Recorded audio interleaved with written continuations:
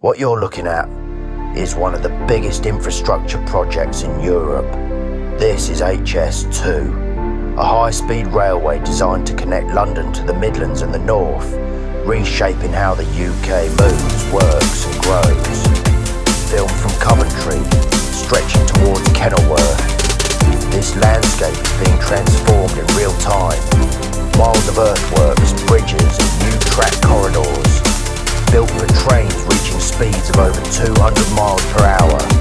But HS2 isn't just about speed, it's about capacity, reducing congestion and preparing for the future. From above, you can truly see the scale, the precision, the ambition.